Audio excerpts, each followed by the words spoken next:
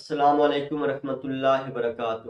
حکیم جاوید اقبال ہربلس چینل کی طرف سے آپ کی خدمت میں حاضر ہے۔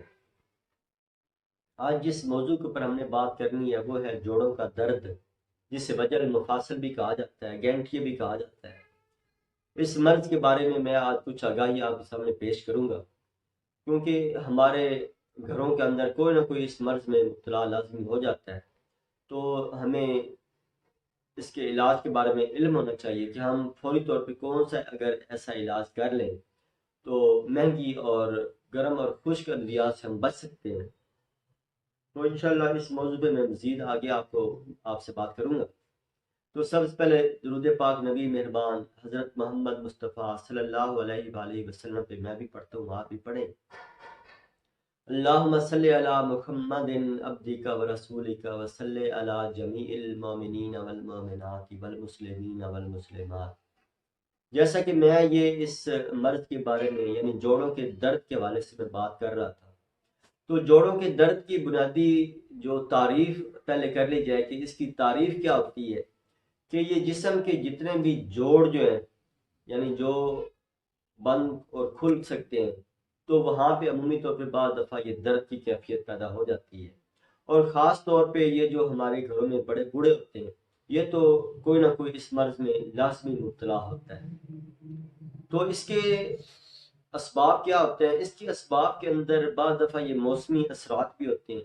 جب زیادہ ٹھنڈک اگر جسم کو پہنچ جائے تو اس کی وجہ سے بھی جوڑ جو ہیں یہ درد کر سکتے ہیں، یا یہ کہہ لیں کہ گرم اور خشک غذاؤں کے زیادہ استعمال کی وجہ سے بھی یہ جوڑ جو ہیں یہ درد کر سکتے ہیں۔ بعض دفعہ یہ کولیسٹرول، یورک ایسڈ یہ جب پراپر طریقے سے باہر خارج نہیں ہوتے ہیں تو یہ جوڑوں کے اندر بیٹھنا شروع ہو جاتے ہیں، جس کی وجہ سے یہ جوڑ جو ہے یہ درد کرنا شروع کر دیتے ہیں۔ اس طرح خواتین کے اندر یہ لیکوریا یا کوئی اور ایسی پیچیدہ ان کو جو بیماری میں اگر مبتلا تو ان کے یہ جوڑ بھی جو ہے یہ درد کر سکتے ہیں۔ اس طرح مردوں میں جو خاص طور پہ جو احتلام کا جو شکار ہوتے ہیں یا کثرت مباشرت کا جو شکار ہوتے ہیں تو ان کے یہ جوڑ جو ہیں جن کی جو رطوبات ہوتی ہیں وہ ایسا ایسا خشک ہونا شروع ہو جاتی ہیں، جس کی وجہ سے جوڑ ان کے بھی یہ درد کر سکتے ہیں۔ تو باقی اس کے کئی اسباب ہوتے ہیں، کئی عوامل ہوتے ہیں جس کی وجہ سے یہ مرض جو ہے پیدا ہو سکتا ہے۔ تو اس کی علامات کیا ہوتی ہیں؟ علامات کے حوالے سے یہ ہے کہ یہ جو بڑے جوڑ جو ہیں یہ خاص طور پہ یہ کونی ہے، یہ کلائی والی ہڈیاں، یہ جو گھٹنے، یہاں پہ عمومی طور پہ درد جو ہے بہت شدت کے ساتھ ہوتا ہے، اور ایسے آدمی جب تک کوئی پین کلر دوائی نہ کھا لے اس کو آرام بالکل نہیں آتا ہے۔ تو اس میں جو غذا کا جو عمل دخل ہے، غذا کے حوالے سے میں نے پہلے بھی بتایا کہ غذا ہمیشہ ایک ترتیب کے ساتھ ہمیں کھانی چاہیے۔ جب کوئی بھی غذا بے ترتیب کے ساتھ ہم کھائیں گے تو لازمی بات ہے اس کے سائیڈ افیکٹ پیدا ہوتے ہیں جو کہ ہمارے جسم کے لیے نقصان کا باعث بنتے ہیں۔ تو چکنائیوں سے ایسے مریض جو یہ جوڑوں کے مرض میں مبتلا ہو، گرم اور خشک چیزوں سے بچایا جائے، چکنائیوں سے محفوظ رکھا جائے، اور خاص طور پہ جو فاسٹ فوڈ یا کولا ڈرنکس جو ہے ان سے ایسے مریض کو بچایا جائے، کیونکہ یہ ان امراض کو پیدا کرنے میں یا آگے بڑھانے میں زیادہ معاون ثابت ہوتے ہیں۔ تو اس کے لیے ایسی چیزوں سے ہمیں بچنا چاہیے۔ اس کے علاوہ جتنی بادی غذائیں ہیں جن میں چاول ہے، آلو گوبھی مٹر ہے، چنے کی دال ہے، تو ایسی غذاؤں کا استعمال بھی بند کر دینا چاہیے تاکہ ہم یہ جسم کے اندر بادی اثرات جب کم ہوں گے تو انشاءاللہ یہ ایسا ایسا درد بھی کم ہونا شروع ہو جائے گا۔ اس کے علاوہ چیک اپ کروا لینا چاہیے، ٹیسٹ کروا لینا چاہیے۔ اگر جسم کے اندر یورک ایسڈ یا کولیسٹرول کی مقدار بڑھ چکی ہے تو اس کو ختم کرنے کے لیے کئی ایسی میڈیسن موجود ہیں، دیسی ادویات میں ایسی موجود ہیں جو کہ چند دن کے استعمال کروانے کی وجہ سے یورک ایسڈ کولیسٹرول کو انشاءاللہ کم کر سکتی ہیں۔ تو اگر یورک ایسڈ یا کولیسٹرول اندر جسم کے اندر موجود ہے تو اس کو باہر خارج کرنے کے لیے ادویات کا استعمال کیا جائے۔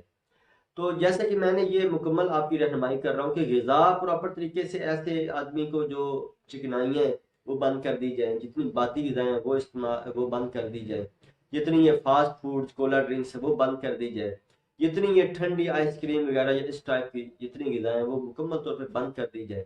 اور ایسے مریض کو اب کون سی غذا دی جائے؟ ایسے مریض کے لیے یہ خاص طور پہ شوربے والی جو غذائیں ہیں وہ اس کے درد کو دور کرنے کے لیے بہترین معاون ثابت ہو سکتی ہیں، جیسا کہ یہ بکرے کے گوشت کا جو شوربہ ہے مرغے کے گوشت کا جو شوربہ ہے یہ ایسے مریض کو فائدہ پہنچا سکتا ہے۔